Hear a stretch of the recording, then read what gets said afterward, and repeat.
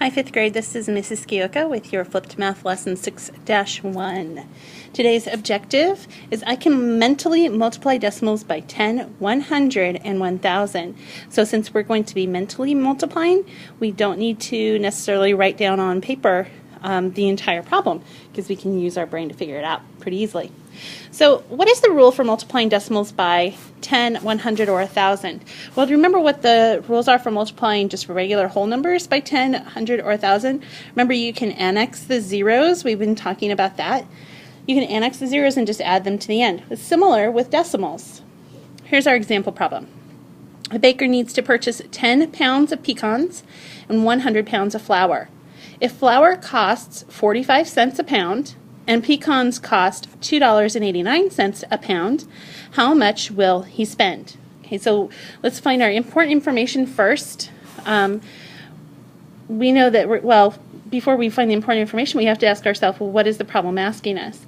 We need to know how much he will spend altogether. And to do that problem, we're going to be using multiplication because we're going to be multiplying how many pounds times how much it costs. So 10 pounds of pecans at at $2.89 a pound, and then 100 pounds of flour at 45 cents a pound. Those are the numbers that we're going to need to figure this out. And before we start, I wanted to just quickly remind you of these exponents. If you have 10 to the 0 power, that means 10 times nothing. That would equal 0. 10 to the first power is 10. That's the same as 10 times 1. 10 to the second power is the same as 10 times 10 and equals 100. And we have 10 to the third power, which is 10 times 10 times 10. So 10 times 10 is 100 times 10, and that equals 1,000. And if you remember, look at the exponents, and that will tell you how many zeros to add on the end. So 10 to the first power has one zero. 2 is the exponent here. It has 2 zeros. 3 is the exponent there. It has 3 zeros. So we're going to use that as kind of a shortcut to help us figure out the answer to some of these problems. This is also a chart that will help you remember.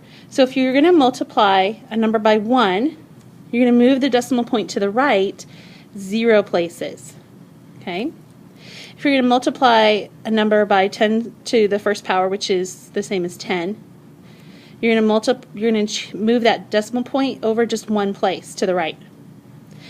If you multiply a number with a decimal times 10 to the second power, which is the same as 100, you're going to move it 2 places. Do you see how these exponents are telling you how many places to move it over?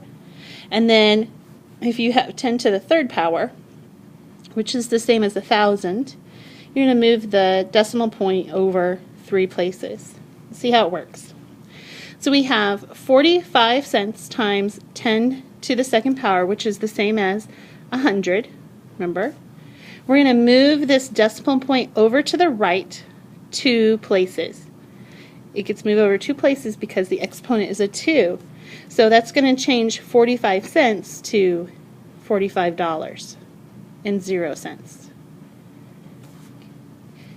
$2.89 times 10 to the first power is the same as 10. We're going to move that decimal point over 1 space to the right.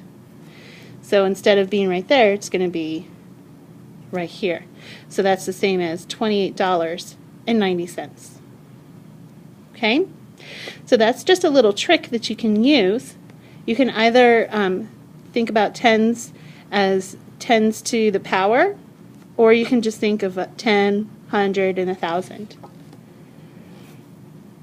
So it's the same thing. If I don't have the exponents there, I'm still multiplying times 10. It just is a multiple of 10. $2.89 times 100. So what we're going to do is remember 100 is the same as 10 to the second power. So we're going to move that move that decimal point 2 places over. Okay?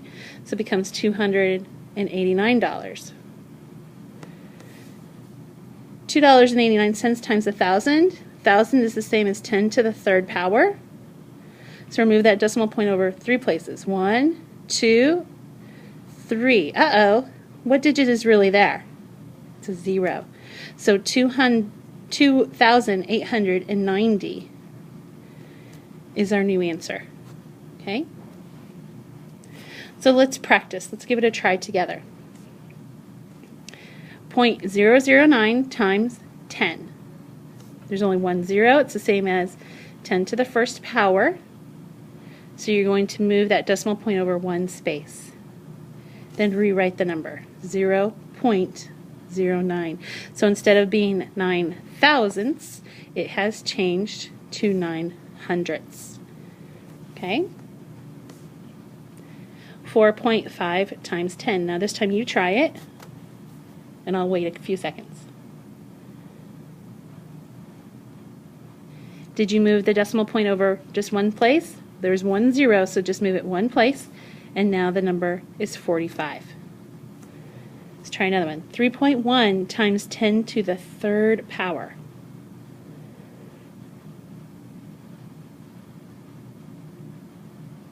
Okay, so you should take that decimal point on 3.1, and you're going to move that decimal point 3 spaces. 1, 2, 3. Remember, there are really zeros there. Then put the new decimal point. So the number is 3,100. 7.4 times 10 to the first power. Remember, 10 to the first power is 10 times 1. It's the same as 10.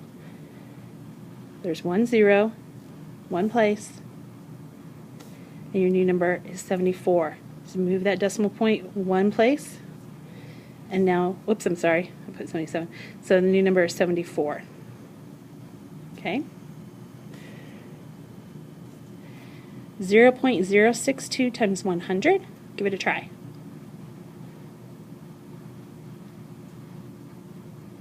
Okay, there are 2 zeros in 100, so we're going to move that decimal point 2 places.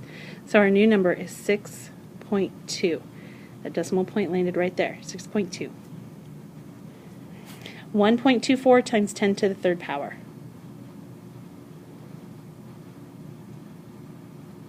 Okay, move the decimal point 3 places. 1, 2, 3. Remember, there's really a 0 there. So our new number is 1,240. All right, now your turn all by yourself. Let's see how you do. 4.23 times 1.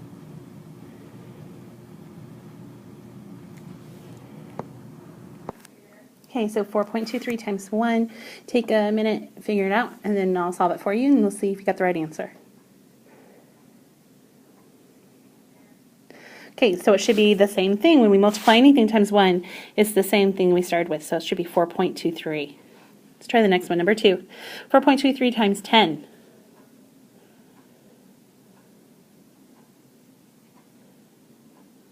Okay, remember there's just one 0. So when we multiply times 10, we're moving that decimal place just one place over, so it should be 42.3. Number 3, 4.23 times 100.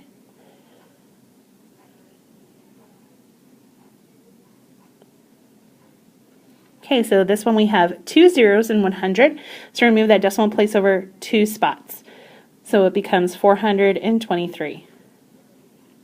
Number 4, 4.23 times 10 to the third power.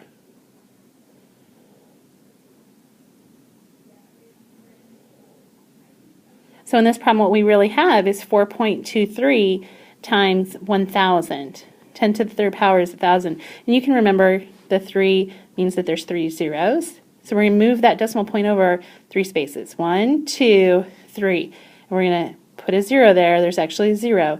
And move that decimal point over, so now we have 4,230. Oops, okay. All right, that was it, guys. You are finished. Thanks so much. See you tomorrow. Bye-bye.